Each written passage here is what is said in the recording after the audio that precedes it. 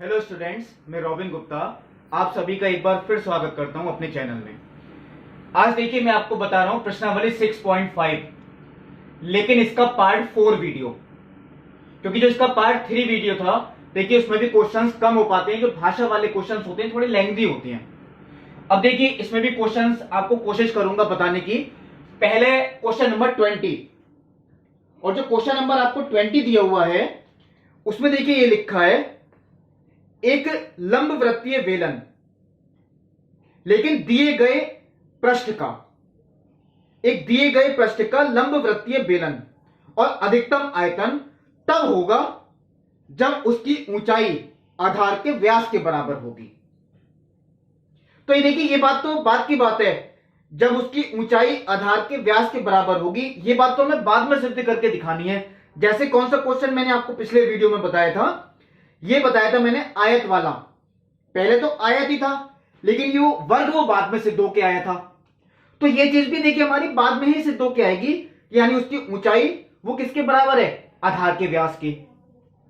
पहले तो हमें देखिए भाषा पढ़ के ये चीज देखनी है जो कि मैंने आपको बताया, इसमें नियतांक क्या है, क्योंकि जो चीज नियतांक होती है वहीं से शुरुआत होती है। अब इसमें देखें नियतांक क्या है। इसमें देखिए ये लिखा है दिए गए पृष्ठ का लंबवृत्तीय बेलन। दिया गया पृष्ठ यानी वो चीज नियतांक है, जिसके साथ शब्द ये लिखा हुआ हो दिया हुआ या ज्ञात, तो वो चीज नियतांक मानी जाती है।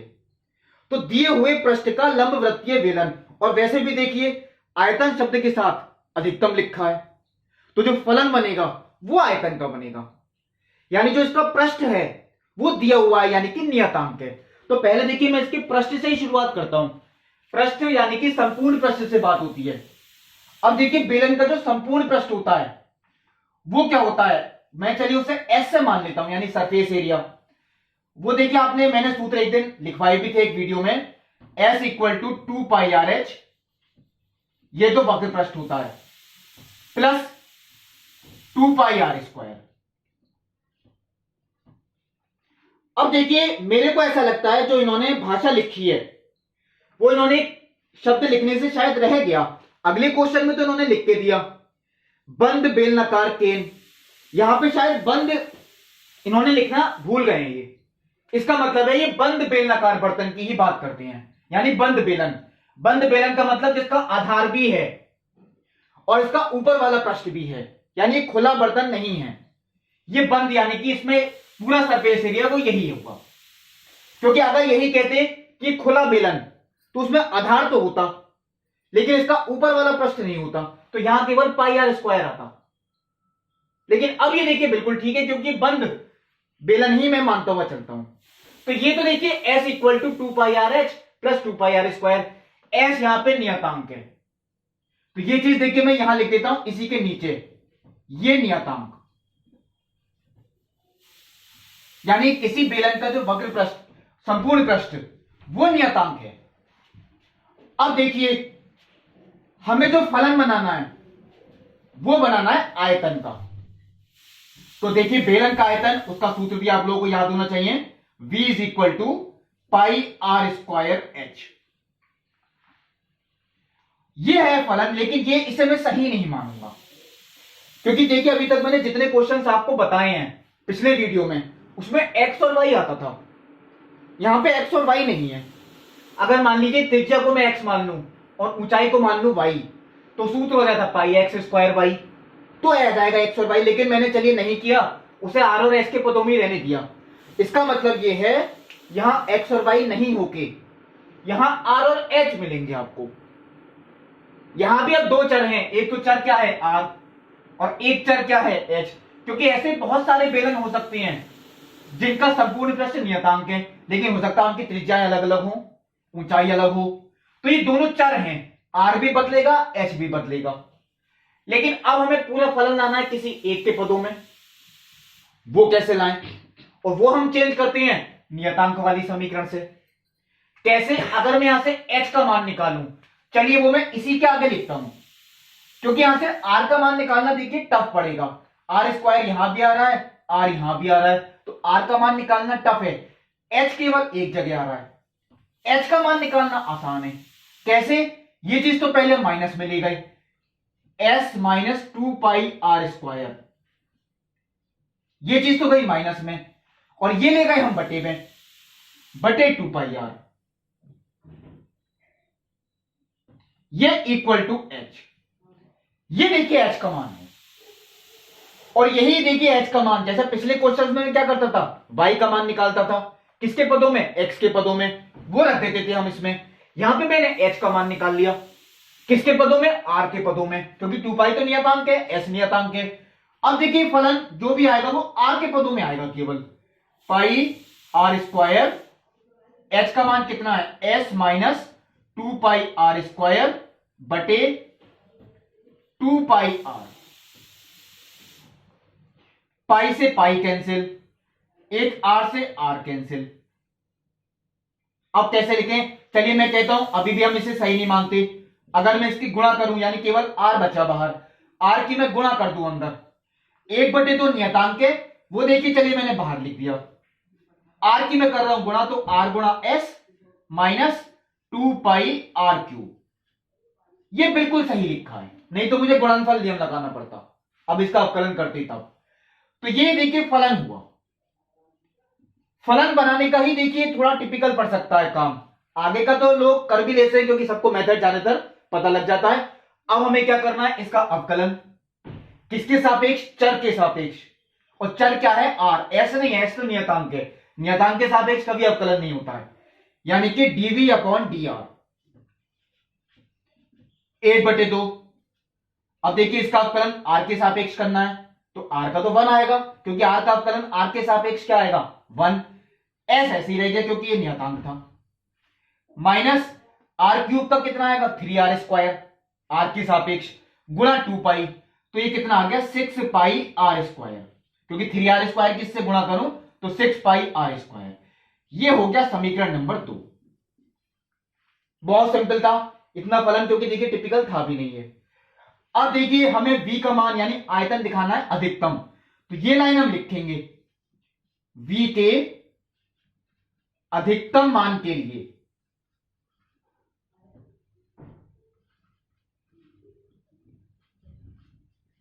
क्या, देखिए मैंने बताया था, ये तो सारे क्वेश्चनों में करना है, न्यूनतम करना है तो न्यूनतम से शब्द लिख देंगे, यहां पे अधिकतम है तो अधिकतम लिख देंगे। v के अधिकतम मान के लिए जो हमने अवकलन करके निकाला वो इक्वल टू 0 रखना है, यानी dv/dr इज इक्वल टू 0। तो देखिए जब हम इस चीज को 0 के इक्वल रखेंगे तो ये 1/2 से तो कोई फर्क नहीं पड़ने वाला, वो तो बटे में ही चला जाएगा। ये चीज जब 0 होगी तो ये मैं सीधा लिखता हूं, s equal to 6πr²। s equal to कितना आ गया, 6πr²। ये हमने नोट कर लिया। यहां जो भी देखिए आया आपका वो आप नोट कर लें, ये नहीं किसी का मान निकल के आ रहा है, जो भी चीज आए ऐसे क्वेश्चन में वो आप नोट कर ले, केवल वो सही होनी चाहिए बस। अब देखिए इसका दोबारा अवकलन करना है, यानी कि d2v/dr2, r के सापेक्ष कितना आएगा, 1/2 तो नियतांक है, s भी नियतांक है, इसका 0 हो गया, और इसका करें तो r² का कितना, 2r, तो ये हो गया माइनस के 12πr। इसका मतलब अगर मैं इसे सॉल्व करता हूं तो देखिए 2 से ही कटेगा, माइनस के 6πr, और ये नेगेटिव है, ये क्लियर पता लगती है क्यों, क्योंकि r त्रिज्या है, ये पॉजिटिव ही होगी, 6π भी पॉजिटिव है, बाहर किसका साइन है, माइनस का, तो ये नेगेटिव ही आ रहा है। और अगर हमने प्रूव कर दिया कि द्वितीय अवकलज नेगेटिव है, इसका मतलब ये होता है s बराबर 6πr² के लिए ये हमें रखने की जरूरत ही नहीं पड़ी। अब देखिए हाँ ये भी अच्छी बात है, चलिए इस क्वेश्चन में आ गई। कुछ क्वेश्चंस ऐसे होते हैं जब हमें ये मान रखना नहीं पड़ेगा, जैसे यहाँ पे s का मान आ रहा था, यहां रखना ही नहीं पड़ा, या बिना रखे ही पता लग गया कि कैसा है, नेगेटिव। वो क्वेश्चन सिंपल ही लगेंगे आपको, वरना अभी तक मैंने जितने क्वेश्चंस बताए हैं वो मान रख के ही आ रहा था कि कभी पॉजिटिव आता है कभी नेगेटिव, यहां ऐसी जरूरत ही नहीं पड़ी। कुछ क्वेश्चन ऐसे हो सकते हैं जिनमें ये रखने की जरूरत ही नहीं पड़े, हमें सीधे ही पता लग जाए कि वो नेगेटिव है या पॉजिटिव। तो देखिए इसके लिए यानी s इक्वल टू 6πr² के लिए फलन, या चलिए मैं फलन नहीं लिखता, आयतन लिख देता हूं, आयतन v का मान उच्चतम है।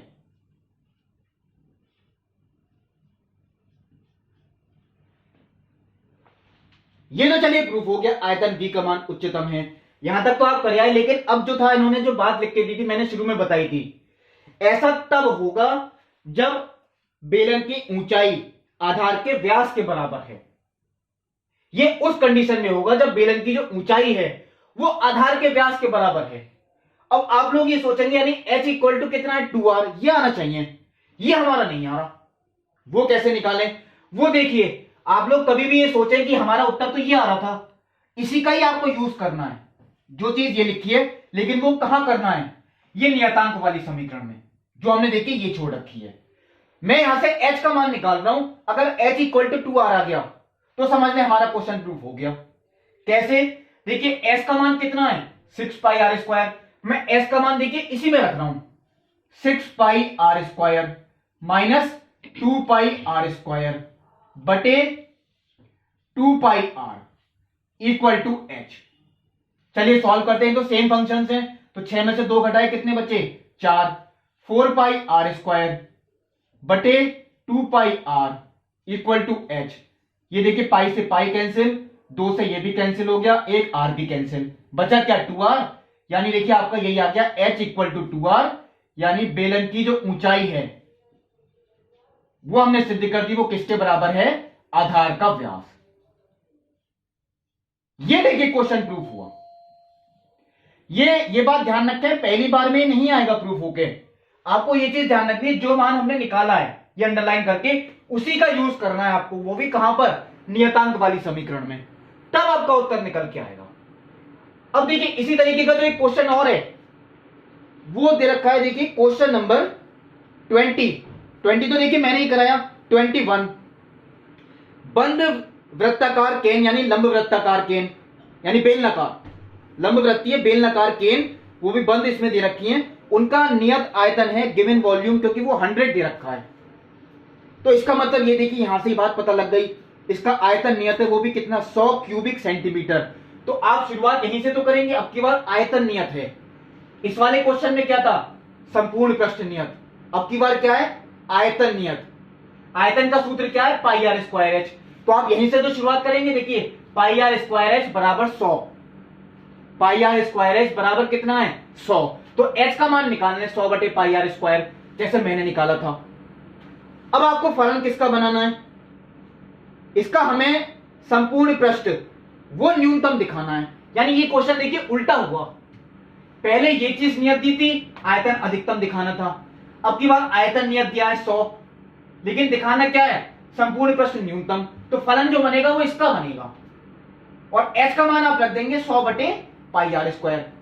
जब वो फलन बन जाएगा r के पदों में, फिर आप लोग पूरा करके देंगे, और ये ध्यान रखें ये आपको क्या दिखाना है? न्यूनतम, और इसमें आपको क्या क्या निकालना है? इसकी विमाएं। अब आप लोग सोचोगे विमाएं क्या है, तो विमाएं का मतलब है बेलन में क्या क्या चीजें होती हैं, एक तो ऊंचाई और एक त्रिज्या, यानी h और r का मान आपको निकालना है, ऐसी कोई कंडीशन सिद्ध नहीं करके दिखानी है।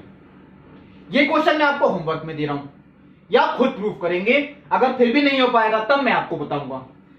अब देखिए मैं आपको बताता हूं क्वेश्चन नंबर 22, ये भी देखिए बहुत इंपॉर्टेंट, कि जितने भी क्वेश्चन है देखिए मैं आपको बताता हूं कहां से स्टार्ट है, 17 से लेके 26 तक, ये बहुत इंपॉर्टेंट क्वेश्चन हैं। तो उनमें भी देखिए क्वेश्चन 22, एक तार की लंबाई 28 मीटर है, इसको हमें 2 टुकड़ों में विभाजित करना है। अब ये नहीं, कुछ लोग तो सुन के कहते हैं कि 28 मीटर है तो सर 14 के, ऐसा नहीं है, ये तो कितनी भी लंबाई हो सकती है। हाँ, ये दोनों टुकड़ों का जो योगफल होगा लंबाई का वो 28 ही होगा। तो ये बात देखिए मैंने क्यों कही, क्योंकि ये नियतांक है, तार की लंबाई नियतांक है, उसके 2 टुकड़े जब हम करेंगे वो कितनी भी लंबाई की हो सकती हैं, लेकिन उन्हें जब जोड़ेंगे लंबाइयों को वो 28 ही आएगा टोटल। अब आगे क्या है, एक टुकड़े को मोड़कर हमें स्क्वायर बनाना है, और दूसरे टुकड़े को मोड़कर हमें एक सर्किल यानी वृत्त बनाना है। तो ये इन टुकड़ों की क्या क्या लंबाई होनी चाहिए, कि जो 2 आकृतियां हमने बनाई कौन कौन सी, एक तो वर्ग और एक वृत्त, इनका जो कंबाइंड एरिया यानी कि योगफल है, योगफल का योग, क्षेत्रफल का योगफल, वो आपका मिनिमम यानी कि न्यूनतम होना चाहिए। यानी जो वर्ग का क्षेत्रफल और जो वृत्त का क्षेत्रफल है, इनका योगफल वो न्यूनतम होना चाहिए। यानी फलन जो बनेगा न्यूनतम शब्द किसके साथ है, क्षेत्रफल, यानी क्षेत्रफलों का योगफल। वो देखिए फलन हो गया, ये बात तो क्लियर हो गई, फलन तो बनेगा इनके क्षेत्रफलों का योगफल। लेकिन अब इसमें नियतांक वाली बात है, क्योंकि देखिए सबसे पहले हमें दो ही चीजें देखनी है, और उसमें भी सबसे पहले क्या देखना है, नियतांक। तो नियतांक क्या है, तार की लंबाई, वो भी कितनी है, 28 मीटर। अब ये जो हम दो टुकड़े करेंगे तार के, ये हमें नहीं पता, तो ये चीज देखिए मैं लिखता हूं यहां पे, माना तार के दो टुकड़ों की लंबाइयां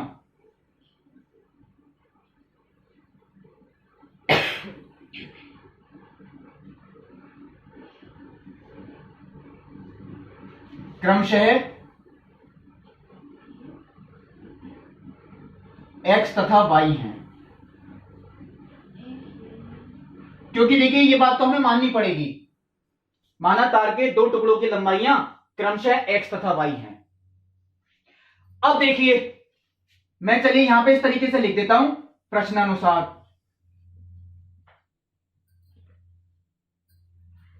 जो तार के दोनों टुकड़ों की लंबाई है वो देखिए टोटल लंबाई हो गई, यानी कि x प्लस वाई, और ये हमें कितनी दे रखी है, 28 मीटर। और यही चीज देखिए नियतांक है, मैंने ये आगे लिख दिया। कभी कभी देखिए संख्या नहीं देते तो हमें खुद माननी पड़ती है, यानी नियतांक तो k मान लिया, लेकिन जिसमें दे रखा है उसमें यही चीज लिखेंगे। जैसे आपको क्वेश्चन होमवर्क के लिए मिला है कि आयतन 100 है, तो आप यही तो लिखेंगे पाई आर स्क्वायर एच बराबर 100, क्योंकि वहां दे रखा है। अब चलिए हमने नियतांक वाली समीकरण लिख दी। अब आप लोग यही सोचेंगे जो तार के दो टुकड़े हैं, ये पहला टुकड़ा कितनी लंबाई का है, x का, एक टुकड़े को मोड़कर तो हमें वर्ग बनाना है, किसी को भी ले सकते हैं, और दूसरे टुकड़े को मोड़कर हमें वृत्त बनाना है। यानी मैं एक बात आपसे कहता हूं, अगर मान लीजिए आपको कोई तार का टुकड़ा देते हैं और उसे हम 4 बार मोड़ते हैं बिल्कुल बराबर बराबर, यानी इस तरीके से, तो वो क्या बनेगा, वर्ग। यानी ये टुकड़ा x था, इसे मैंने 4 बार मोड़ा इस तरीके से, और सबको मोड़ते हुए आपस में अगर हम जोड़ दें तो इस टुकड़े को मोड़कर क्या बन गया, वर्ग। क्योंकि अगर मैं सबके ज्वाइंट हटा दूं तो देखिए पूरा तार हो जाएगा, वो भी कितनी लंबाई का, x लंबाई का। अब आप लोग यही सोचेंगे कि एक भुजा की लंबाई इसकी अगर हमें पता लग जाए तो इसका क्षेत्रफल भी पता लग जाएगा। अब इसकी एक भुजा की लंबाई कैसे पता लगे, तो मैं देखिए एक बात ये कहता हूं, ये जो टोटल लंबाई है x की, वो इन चारों को मिलाकर है, यानी ये जो चारों भुजाओं की लंबाइयों का योगफल है वो है x, क्योंकि हमने टोटल लंबाई को कन्वर्ट कर दिया वर्ग में।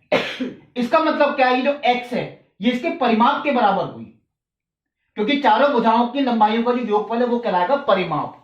वही चीज देखिए मैंने यहां लिखी, यानी कि वर्ग का परिमाप, और जो वर्ग का परिमाप है यानी कि चारों भुजाओं का योगफल वो है बराबर किसके, x के। अब आप लोग जानते हैं देखिए वर्ग के परिमाप का सूत्र क्या होता है, 4 गुणा भुजा बराबर x। इसका मतलब क्या है, जो वर्ग की भुजा की लंबाई निकल के आई वो आ गई x बटे 4। आप लोग सीधा नहीं लिख के दिखाएं, मैं पूछता हूं सीधा भी बता सकते हैं, लेकिन आप लोग इतना करके दिखाएं। अब मैंने यहां लिख दिया कि वर्ग की एक भुजा की लंबाई x बटे 4 है। अब चलिए दूसरे चित्र पे आते हैं, यानी जब हम दूसरा टुकड़ा जो y लंबाई का है इसे मोड़ेंगे तो उसे मोड़ के एक वृत्त बनाना है। इसका मतलब क्या है, जो तार के दो सिरे थे उन्हें आपस में मोड़ दिया, एक वृत्त बन गया, इस तरीके से जोड़ के ये आता है देखिए वृत्त।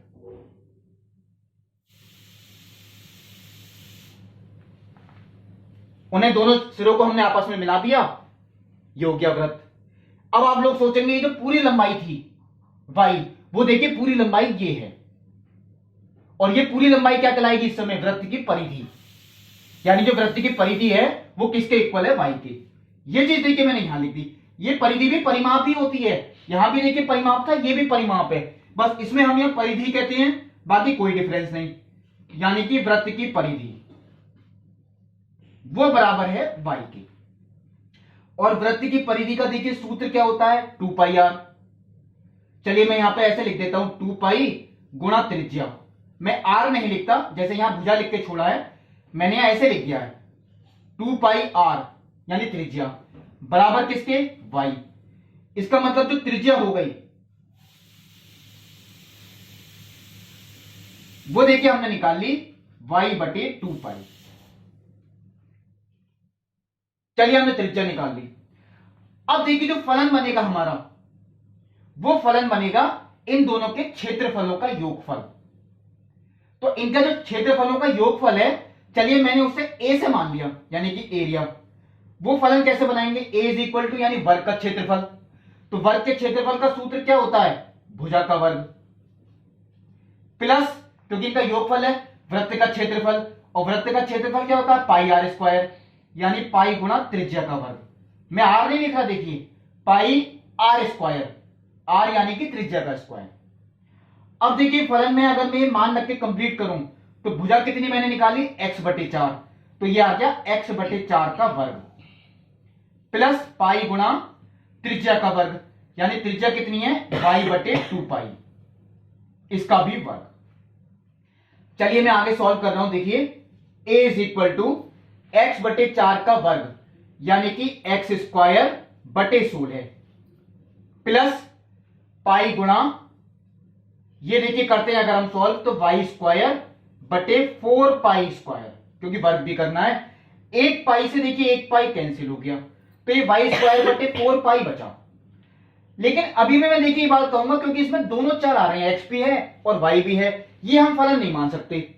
या तो केवल एक्स आए या केवल वाई आए, तो ये चीज चेंज करने के लिए हम नियतांक वाली समीकरण पे ध्यान देते हैं। यहां से y का मान निकालो, कितना आएगा 28 माइनस एक्स, वो मुझे यहां रखना पड़ेगा, यानी a is equal to x square upon 16 plus, देखिए y का मान कितना है 28 माइनस एक्स, इसका होल स्क्वायर बटे 4 पाई। अब ये देखिए बिल्कुल ठीक है, ये देखिए यहां फलन बनाने में ही इतना टाइम लग गया, ये देखिए यहां फलन बनाने में ही इतना टाइम लगा, यानी फलन वो ये चीज आती है, वो भी सिर्फ x के पदों में।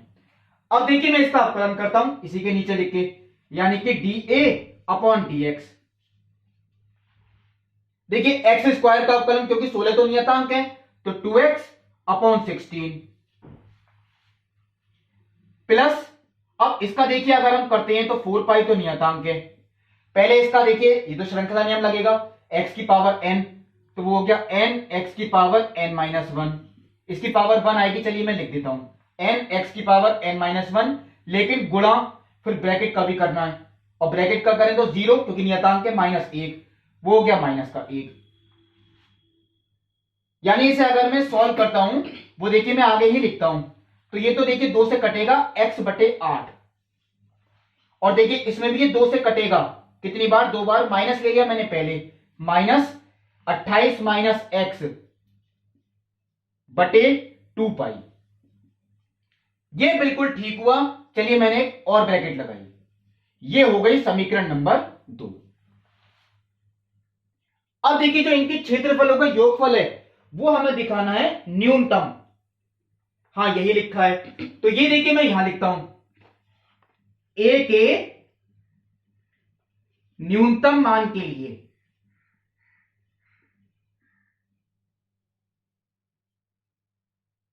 चाहे देखिए कोई भी चीज अधिकतम हो या न्यूनतम, कोई फर्क नहीं पड़ने वाला, हमें जो भी अवकलन करके आया उसे 0 के इक्वल रखना है, यानी dA upon dx equal to 0। इसका मतलब क्या है, अगर हम इसे 0 के इक्वल रखें तो चलिए मैं सीधा ही लिखता हूं x upon 8 equal to 28 minus x upon 2 pi, क्योंकि जब 0 के इक्वल लगेंगे यही आएगा। चलिए 2 से कैंसिल भी कर देता हूं, ये 4 बार होगा। मैं आगे लिखता हूं क्योंकि क्रॉस मल्टीप्लाई करनी पड़ेगी, यानी पाई एक्स इक्वल टू 112 माइनस के 4x। आगे देखिए सॉल्व करता हूं, अब x का मान निकालने के लिए x वाले पद मैंने एक तरफ कर लिए, देखिए pi x plus 4x equal to 112।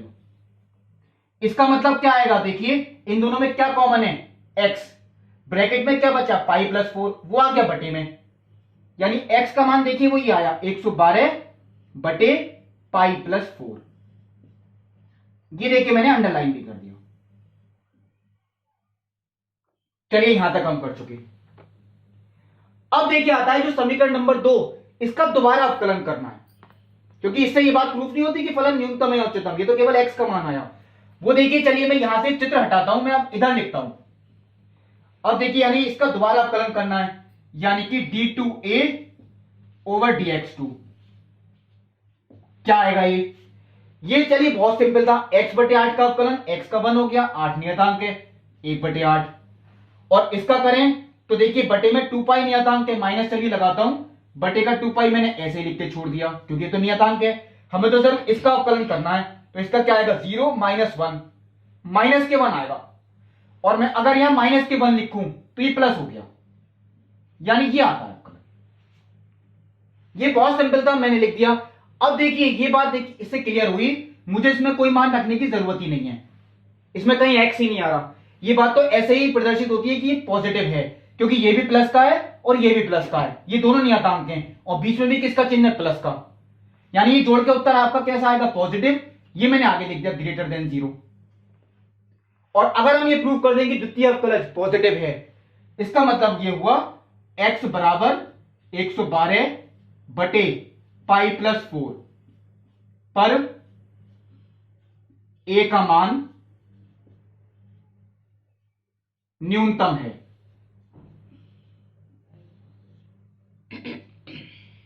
ये देखिए a का मान न्यूनतम आ गया। अब देखिए a का मान न्यूनतम आ गया, यहां तक हमारा क्वेश्चन प्रूफ हो गया, लेकिन हमें निकालनी है तार के दोनों टुकड़ों की लंबाई। हमारे एक टुकड़े की लंबाई तो आ गई, तो दूसरे टुकड़े की लंबाई वो नियतांक वाली समीकरण से निकलेगी, यानी y बराबर 28 माइनस एक्स। मैं सीधा x का मान ही रख देता हूं, यानी y बराबर, चलिए एलसीएम लेंगे तो एलसीएम तो देखिए यही आएगा पाई प्लस 4, तो ये कितना हो गया 28 पाई प्लस 112 माइनस के 112, ये कैंसिल हो गया। y का मान यानी दूसरे टुकड़े की लंबाई वो ये आती है 28 पाई बटे पाई प्लस 4 मीटर। ये देखिए आपका दूसरे टुकड़े की लंबाई। तो ये क्वेश्चन मैंने आपको देखिए कंप्लीट करवाया। अब देखिए क्वेश्चन नंबर 23। देखिए क्वेश्चन नंबर 23 में भी ये बात लिखी है, हमें सिद्ध करके दिखाना है कि एक शंकु का अधिकतम आयतन, वो भी कब, जो कि एक गोले के अंतर्गत है, यानी एक गोला और गोले के अंतर्गत एक शंकु, उसका अधिकतम आयतन कब होगा, किस कंडीशन में होगा।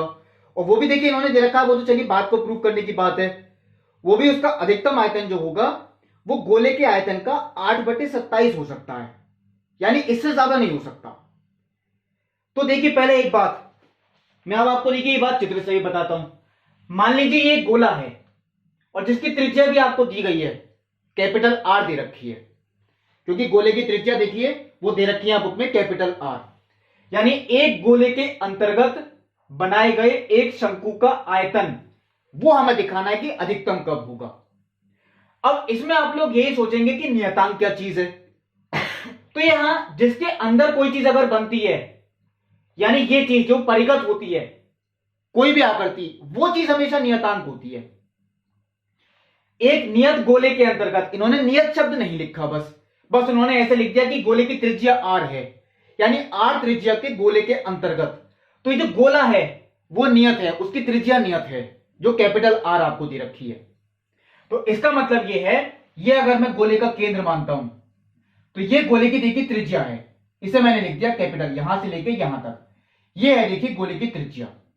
और गोले की त्रिज्या देखिए ये भी हो सकती है, मैं अगर केंद्र देखिए परिधि के किसी भी बिंदु को केंद्र से अगर हम मिला दें, देखिए ये भी तो यही था, तो वो त्रिज्या ही होगी। तो देखिए परिधि का बिंदु और ये केंद्र अगर हम इसे मिला दें तो वो गोले की त्रिज्या ही है, ये नियत है। अब एक गोले के अंतर्गत बहुत सारे शंकु बन सकते हैं, अनंत होंगे, लेकिन केवल एक शंकु ऐसा होगा जिसका आयतन अधिकतम है, वही हमें निकालना है कि कौन सा होगा। तो देखिए इसका मतलब क्या हुआ, मैं इसके अंदर बहुत सारे शंकु बना सकता हूं, मैंने तो केवल एक ही बनाया।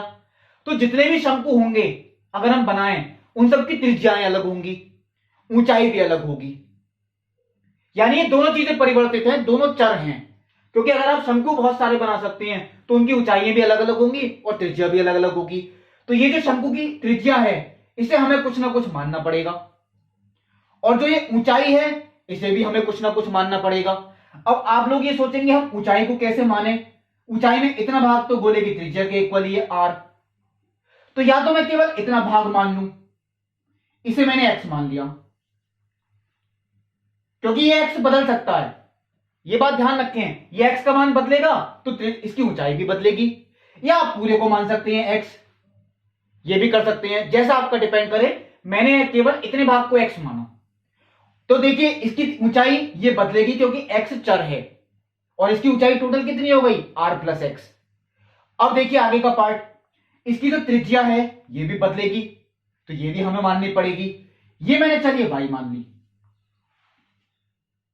यहां जो मानने वाली बात आती है वो मैं ज्यादातर कोशिश यही करूंगा कि x और y मान के करूं। तो ये देखिए मैंने मान लिया, इसे x माना और इसे क्या माना y। चलिए मैं एक काम करता हूं, ये मैंने इन बिंदुओं के निर्दिष्ट यानी नाम लिख दिए।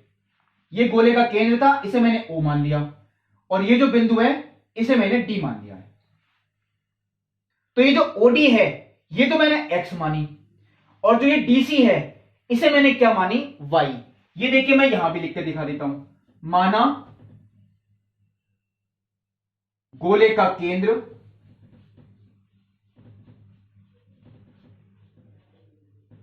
O है,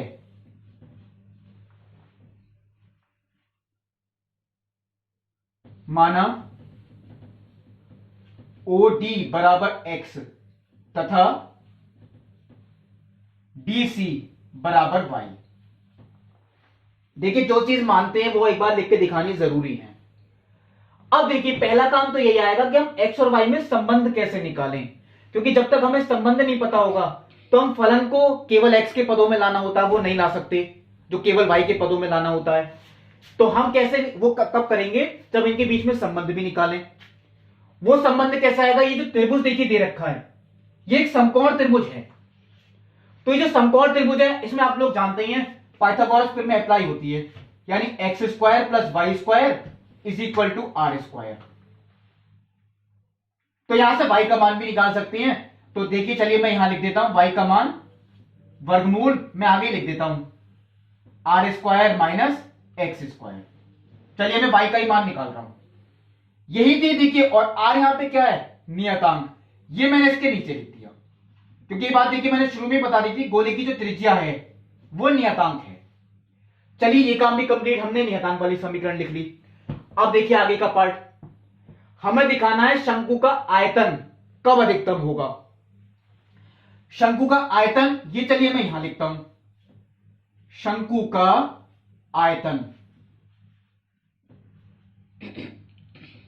अब आपने शंकु का जो आयतन का सूत्र पढ़ रखा है वो होता है 1/3 पाई आर स्क्वायर एच। वो पाई आर स्क्वायर एच जो होता है उसे देखिए मैं कैसे लिख रहा हूं, 1/3 पाई आर स्क्वायर, आर स्क्वायर का मतलब त्रिज्या का स्क्वायर। ये मैंने सूत्र देखिए इस तरीके से लिखा, 1/3 पाई आर स्क्वायर, और आगे क्या होता है एच, एच यानी कि ऊंचाई, 1/3 पाई आर स्क्वायर एच। अब देखिए आगे का पार्ट, यानी शंकु का आयतन वो हो गया v, वो मैंने मान लिया चलिए v वॉल्यूम, यानी 1/3 पाई देखिए त्रिज्या का स्क्वायर। तो शंकु की जो त्रिज्या है वो मैंने अलग नहीं लिखी, वो आप चित्र में भी देख सकते हैं, शंकु की त्रिज्या कितनी है y, तो यहां देखिए मैंने y लिखा आपकी बात, और शंकु की ऊंचाई कितनी है वो देखिए ये है r प्लस एक्स, वो आ गई ये। अब देखिए ये जो फलन है ये केवल x के पदों में अगर मुझे लाना हो तो मुझे यहां से y हटाना पड़ेगा। वैसे यहां y स्क्वायर आ रहा है तो मुझे ये चीज भी लिखने की जरूरत नहीं थी, चलिए मैं हटा देता हूं, चलिए यह लिखा ही रहने देता हूं, यहां से y स्क्वायर का मान ही निकालूं तो वो आ गया r square minus x square. वो देखिए मैंने यहां लिख दिया y स्क्वायर का मान r square minus x square, गुणा में ये ऐसे ही था, ये फलन हो गया। या एक काम मैं और कर सकता हूं इसमें, वैसे तो देखिए अब फलन इसका भी हो जाएगा, इसके क्योंकि गुणनखंड हो रहे हैं, ए स्क्वायर माइनस बी स्क्वायर की, ए माइनस बी, और दूसरा क्या आएगा ए प्लस बी यानी कि आर प्लस एक्स, और आर प्लस एक्स पहले ही दे रखा है तो आर प्लस एक्स का होल स्क्वायर हो गया, यानी एक जो गुणनखंड यहां का था वो इसके साथ गुणा में आ गया, माइनस वाला मैंने ऐसे ही छोड़ दिया। ये देखिए फलन बना। हमें ये फलन दिखाना है कि ये उच्चतम यानी उच्चिष्ट कब होगा, महत्तम। तो पहले हम इसका अवकलन करेंगे किसके सापेक्ष, x के सापेक्ष, क्योंकि r तो नियतांक है और 1/3 पाई चलिए मैंने ऐसे ही छोड़ दिया, ये तो नियतांक है। अब हमें इसका जो अवकलन करना है वो गुणनफल नियम से ही करना पड़ेगा। तो पहले देखिए फर्स्ट को ऐसे ही लिखा, सेकंड का अवकलन, तो सेकंड का देखिए अवकलन करता हूं, इसमें श्रृंखला नियम लगेगा, x की पावर n, वो देखिए यही आएगा। फिर ब्रैकेट का करेंगे तो r का 0 x का 1 तो वो 1 आएगा, उससे देखिए कोई फर्क नहीं पड़ने वाला। प्लस पहले फर्स्ट को लिखा था, देखिए सेकंड का अवकलन, अब देखिए सेकंड को ऐसे ही लिखा, फर्स्ट का अवकलन करें वो कितना आएगा 0 - 1 यानी कि -1। लेकिन ये मैं ऐसे ही नहीं छोड़ सकता, इसका मतलब ये है इसमें मुझे कुछ कॉमन भी लेना है, फिर आंसर क्या आएगा। अब देखिए मैं देखता हूं इसमें कॉमन क्या आ रहा है, चलिए लिखता हूं ये r प्लस एक्स देखिए कॉमन है, तो मैंने यहां पे देखिए r प्लस एक्स कॉमन ले लिया। अंदर क्या बचेगा ब्रैकेट में वो मैं लिखता हूं, अब r प्लस एक्स कॉमन लिया तो यहां 2 से गुणा करते हुए लिख रहा हूं, वो कितना हो गया 2r माइनस के 2x। और यहां जब r प्लस एक्स एक कॉमन ले लिया, एक r प्लस एक्स बचा, लेकिन उसकी भी गुणा किससे करनी है, माइनस से, तो वो कितना आ गया माइनस के r माइनस के x। यानी जो dv अपॉन dx था वो देखिए मैं आगे ही लिख देता हूं, 1/3 पाई कितना आ गया r प्लस एक्स, और ये कितना बचेगा, ये भी सिंपल है, देखिए 2r माइनस r, केवल r हो गया, और माइनस के 2x और माइनस x माइनस के 3x हो गया। ये हुई देखिए इक्वेशन नंबर सेकंड। अब देखिए आगे क्या लिखते हैं, ये तो मैंने dv अपॉन dx निकाल लिया। जो लाइन में अभी तक लिखवाता आया हूं, v के महत्तम मान के लिए, देखिए मैं यही चीज करवाता हूं, v के महत्तम मान के लिए ये जो dv अपॉन dx हमने निकाला ये इक्वल टू 0। इसका मतलब क्या है, देखिए मैं इसके आगे लिखता हूं, नहीं तो थोड़ा स्पेस कम रह जाता है। अगर मैं इसे 0 के इक्वल रखूंगा, 1/3 पाई से तो कोई मतलब नहीं, वो 0 के बटे में आएगा, यानी यही 0 के इक्वल रखनी है। तो एक तो x का मान आएगा माइनस के r, और एक x का मान कितना आएगा, देखिए इसे रखते हैं, आप खुद भी कर सकते हैं, r/3।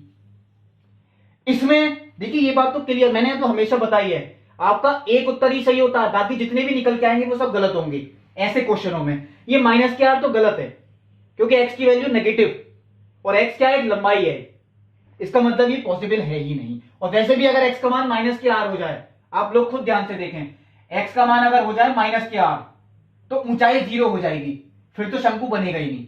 इसका मतलब ये पॉसिबल ही नहीं है, x का केवल एक मान पॉसिबल है, वो कौन सा है, r/3। तो देखिए यहां तक तो हमने किया x का मान r/3। अब आता है देखिए इसका आगे का पार्ट, यानी कि इसका दोबारा अवकलन करना है, d2v ओवर dx2। अब मैं इसका दोबारा अवकलन करता हूं, यानी समीकरण नंबर 2 का, फिर गुणनफल नियम, 1/3 पाई, ये तो नियतांक था। पहले देखिए फर्स्ट को ऐसे लिखा, यानी r प्लस एक्स को, सेकंड का अवकलन करें तो 0 माइनस के 3 हो गया, प्लस सेकंड को ऐसे ही लिखा r माइनस 3x, फर्स्ट का अवकलन तो 0 + 1 यानी 1। चलिए मैं इसे सॉल्व नहीं कर रहा, ये इक्वेशन नंबर 3 हो गई। अब ये मैं देखिए सीधा तो नहीं बता सकता कि पॉजिटिव है या नेगेटिव, इसमें तो मुझे x का मान जो हमने निकाला ये रख के देखना ही पड़ेगा। कुछ ही क्वेश्चन ऐसे होते हैं लेकिन इसमें सीधे पता लग जाता है पॉजिटिव है या नेगेटिव, इसमें देखिए क्लियर नहीं हो रहा, यहां x का मान मुझे रख के देखना पड़ेगा। ये चीज मैं इधर लिखता हूं, x = r/3 पर d2v ओवर dx2। चलिए वो देखते हैं कितना आता है, 1/3 पाई।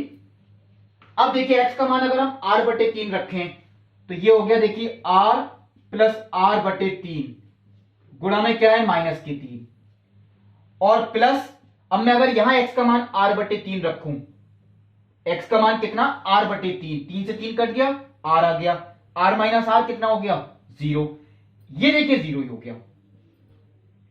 इसका मतलब क्या है, अब मुझे यही चीज केवल सॉल्व करनी है, तो r प्लस r/3 वो हो गया 4r/3, और ये 3 से देखिए ये वाला 3 कट गया, आप लोग समझ सकते हैं, इस वाले 3 से ये वाला 3 कैंसिल, माइनस मैंने बाहर लिखा, कितना बचा 4r/3 इंटू पाई, यानी 4πr/3।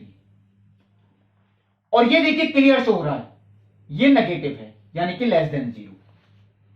इसका मतलब क्या है, अतः x बराबर r/3 पर आयतन v का मान उच्चिष्ट यानी कि उच्चतम है। ये लाइन देखिए मैंने शॉर्ट में लिख दी है यहां पे, या आप लोग खुद लिख दें, अतः x बराबर r/3 पर आयतन v का मान उच्चिष्ट है। लेकिन अभी भी देखिए ये बात प्रूफ नहीं हुई, ये कैसे, ये कब होगी, ये निकालना है कि इसका आयतन कितना होगा।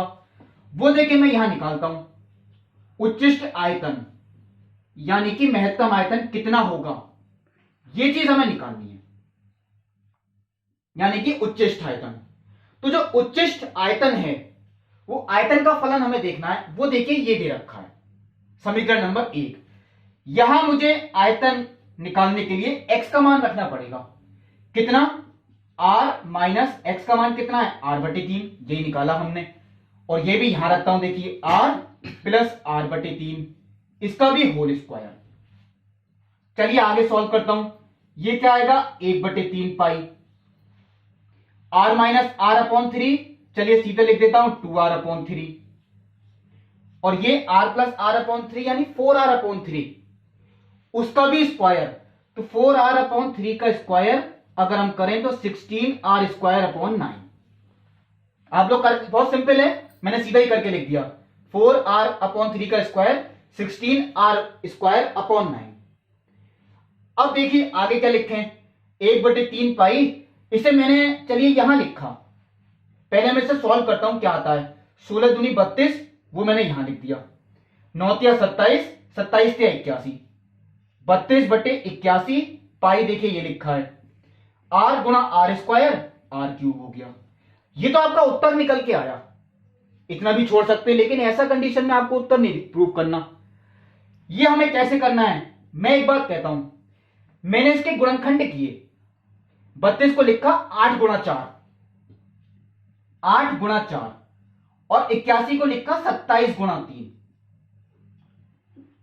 अब देखिए ऐसा ही क्यों लिखा मैंने, चलिए अब मैं गुणा का चिन्ह हटाता हूं, और ये मैंने गुणा का चिन्ह केवल एक बार कर दिया। अब भी देखिए वो ये 32/81, बाकी चीज को मैंने एक ब्रैकेट में लिख दिया।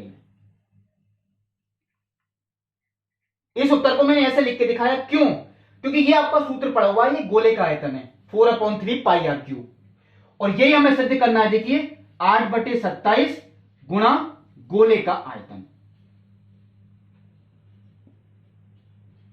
ये देखिए आ गया, तो ये पार्ट देखिए ऐसे प्रूव करके दिखाना था, यानी जो आयतन होगा शंकु का वो गोले के आयतन का कितना भाग होगा 8/27। अब देखिए एक मिनट का क्वेश्चन और है, ये ऐसा क्योंकि विविध प्रश्नावली में भी है। इसी क्वेश्चन में आपको विविध प्रश्नावली में जो दे रखा है वहां आयतन नहीं निकालना, वहां निकालना है कि इस कंडीशन में शंकु की ऊंचाई कितनी होगी। वो चीज देखिए मैं इधर करके दिखा रहा हूं, शंकु की ऊंचाई, और वो ऊंचाई कितनी है, देखिए ऊंचाई मैंने यहां लिख रखी है r प्लस एक्स, यानी कि r प्लस एक्स का मतलब x का मान मैंने रख दिया, और वो कितना है 4r/3। वहां आपको ये चीज करके दिखानी है, आपको आयतन नहीं निकालना, ऐसा क्वेश्चन आपको विविध प्रश्नावली में दे रखा है। तो देखिए इस वीडियो में मैंने आपको सिर्फ 3 क्वेश्चंस बताए थे, क्योंकि क्वेश्चंस काफी लेंथी होते हैं। इसके आगे के जो क्वेश्चंस हैं वो मैं आपको अगले वीडियो में बताऊंगा। तब तक के लिए नमस्कार।